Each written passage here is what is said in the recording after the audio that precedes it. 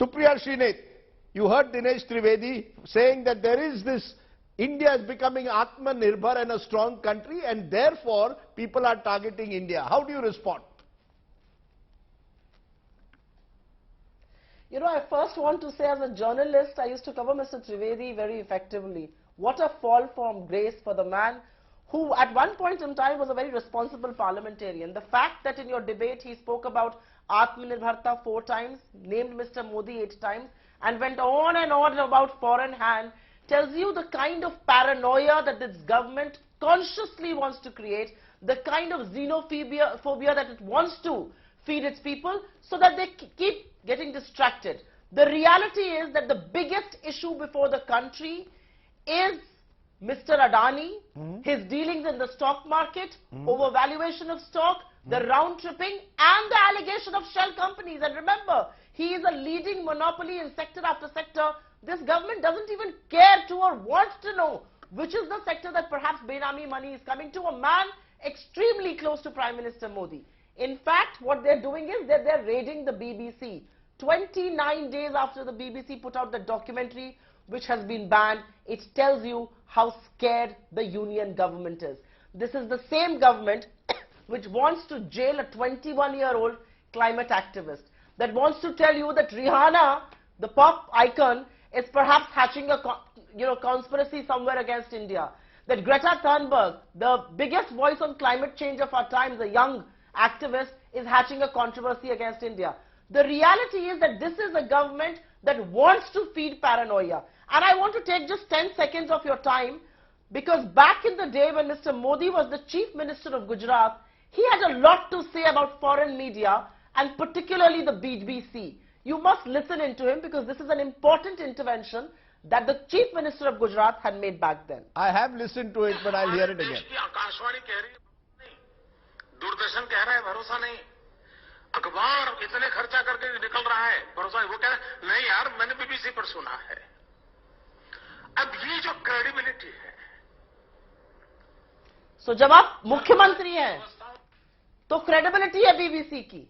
जब आप प्रधानमंत्री बन गए और उन्होंने आपका पर्दाफाश कर दिया और आपके ऊपर कुछ तीखे सवाल उठा दिए, कुछ आक्षेपों के घेरे में आ गए, you want to raid the BBC. you've raided Quint, you've raided the Wire, you've raided the News Minute, you've raided the News Laundry, you've raided NDTV, you've raided the Bhaskar, you've raided the Dainik Bhaskar group. Who have you spared?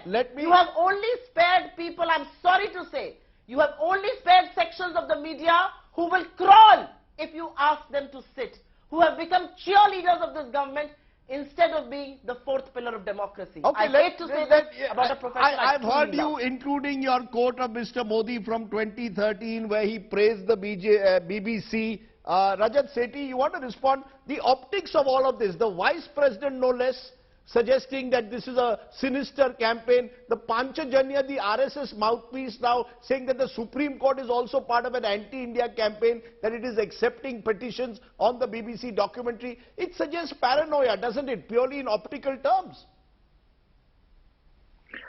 I think, Rajdeep ji, what your audience must know is what Honorable Vice President was mentioning was in a specific context. If you have information probationers, information service probationers sitting in front of you, what are you going to discuss? Are you not going to discuss about the moot topic of information, and how can information be an important tool for warfare? I mean, there are documents after documents which have been written by the Western commentators about information warfare. We've seen how 2016 election was influenced by Russian information warfare. They're talking about the Trump and Hillary campaign. There were series of information attacks that happened on a country like United States, which has such sophisticated tools to decipher these attacks. So, I mean, if anything, Rajat Sethi, critics of the Modi government have suggested that the Modi government has used social media to spread disinformation about their critics. So, now it seems suddenly when the BBC puts out a documentary or a Hindenburg research comes out with a research report on Mr. Adani, we suddenly call it a foreign hand. I mean, this was done by Indira Gandhi. Mr. Modi fought the emergency. Now we are using the same narrative that was used by Mrs. Gandhi in the 70s. Yeah, it's not just Indira Gandhi, it's even Pandit Nehru. He also was the first who cracked down upon freedom of expression, and we all know what he talked about press in general. He said that these, they corrupt the mind of a young Indian. This is what Nehru had said. So let's not go into history because there are just too many factors over no, there. I don't remember Jawaharlal Nehru raiding the BBC or No. Indira Gandhi certainly expelled the BBC in 1970, exactly. Banned it in 75. But I I don't recall Pandit Nehru doing what it. Nehru did, I was talking generally about But let's press, not go back to Nehru. Let's talk about today. So you should listen carefully of what I'm saying, number one. Yes. Again, talking about information warfare, there are specific contexts.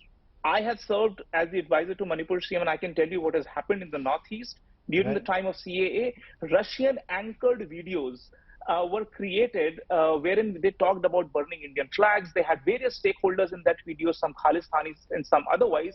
These video nuggets, 2 megabyte videos, were circulated on WhatsApp in our Northeast region, which is anyways vulnerable from a security standpoint.